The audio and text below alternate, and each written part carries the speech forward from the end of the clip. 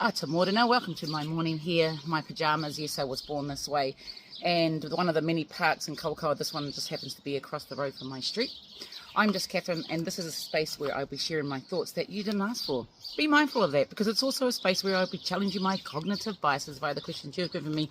No, I have not seen it, and I do it unedited in around about 60 seconds-ish. And because I'm wearing this Pride t-shirt this morning, the thought is this: yes, biases still exist, yes, discrimination still exists, despite the fact that non-Pride community people say, no, you've come a long way. I can tell you these are small little things that the non-Pride community do that still places the Pride community in them and the rest of social norms. Wow, for gay people, wow, your children, they're straight. Who's the man and who's the woman?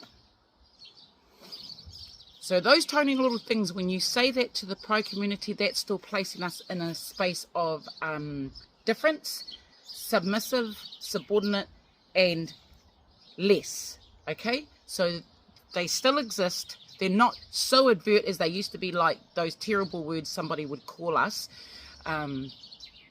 Those things still exist for some Pride community, but for me, in my experience over the 30 years, it has lessened somewhat. The drum roll. Maybe one of you can give me a drum roll. Question of the day. Ooh. Controversial. Is one man's freedom fighter another man's terrorist? Is one man's freedom fighter another man's terrorist? Plato's cave. One person's perspective is going to certainly be another person's perspective of the same item.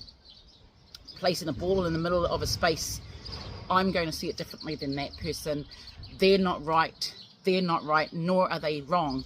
They see it from a different perspective. So is one man's view of the ball different from another man or woman's view of the ball? No, they still see the ball, they just see it differently. I don't want to say those two words because the word terrorism, that's the purpose of that word, isn't it? It invokes terror. It's in the word. So I'm not going to agree with those two words, fighting and terrorism, but I am going to say that one ball, she or he sees it differently than she or he does, but it's still the same ball. If you like that, like away, leave me a comment, send me to a different location so I can film on there, or subscribe so you can hear these profound thoughts and cognitive biases. Happy Monday.